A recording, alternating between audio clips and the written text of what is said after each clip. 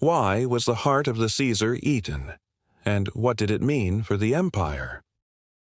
In the year 68 AD, during the final days of Nero's reign, a ritual was performed in a chamber beneath the Palatine Hill that no official record ever documented.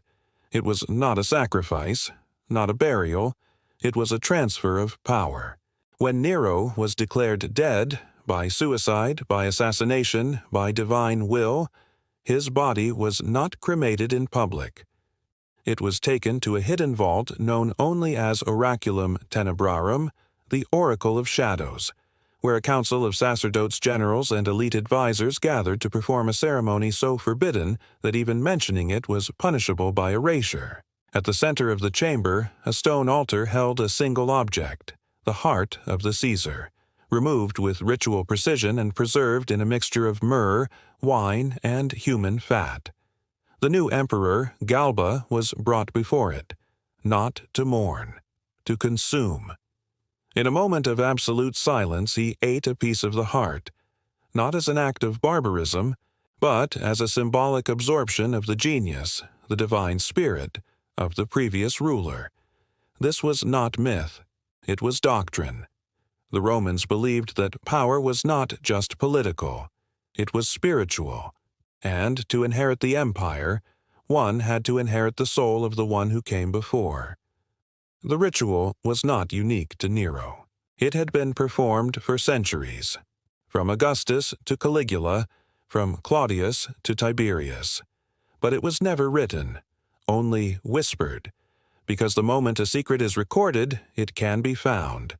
And in Rome, the penalty for discovering the truth was not death. It was damnatio memoriae, the erasure of name, image, and legacy. The condemned would be buried alive in the Campus Sceleratus, their family disinherited, their very existence denied. The heart-eating ritual was not about cannibalism, it was about continuity. The empire could not die. It had to live. And the only way to ensure that was to pass the divine spark from one ruler to the next, through flesh, through silence, through blood. The existence of the ritual was not a secret to everyone. In the 4th century, a Christian historian named Aurelius Secundus wrote in a private manuscript, "I have seen the chamber beneath the Palatine. I have seen the golden heart on the altar, and I have heard the chant, 'The spirit passes, the flesh remains.'" The manuscript was discovered in 1897, hidden in a wall near the Forum Romanum.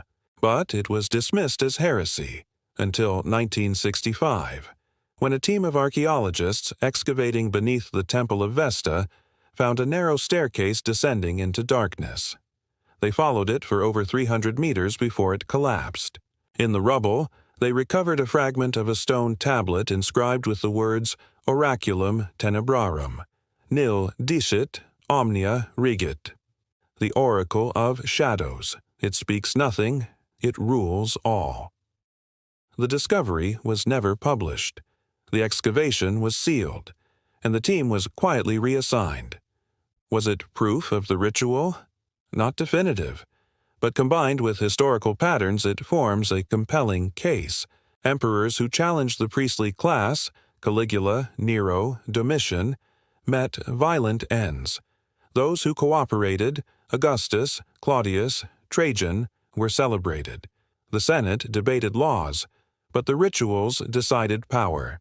And the most telling evidence is not in stone. It is in art.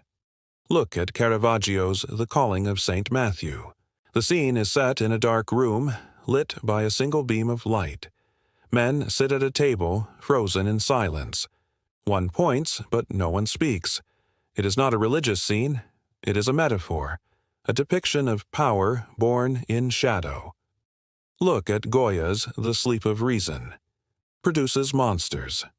The monsters are not demons.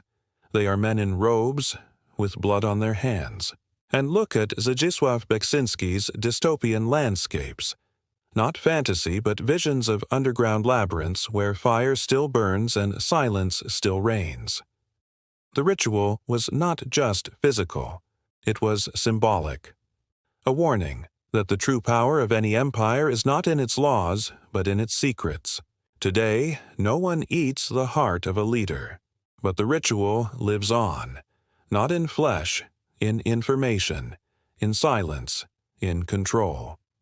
The modern successor to Oraculum Tenebrarum is not a chamber beneath the Palatine. It is a boardroom in a skyscraper, a private dinner in a secluded villa, a classified meeting in a government bunker. The sacerdotes are not in black robes, they are in suits. They do not chant in Etruscan. They negotiate in silence. They leak information. They create crises. And when a leader becomes too independent, too dangerous, they do not bury him alive. They destroy his reputation. They turn the public against him. They make him irrelevant. This is not conspiracy. It is institutional power, and it operates on the same principle as the ancient ritual, the transfer of legitimacy through hidden ceremonies. The modern emperor does not die in a bath. He resigns after a scandal. He loses an election. He is replaced by a more compliant figure, and the public never sees the hand that guides it. But the symbols remain: the silence, the control, the erasure of truth, because the most dangerous power is not the sword, it is the absence of voice, and one day, when the fire falls, the truth will rise again. If this video opened your eyes, please like, subscribe, and turn on the bell. Next time, where the secret tunnels of Rome's power were hidden, and who controlled them.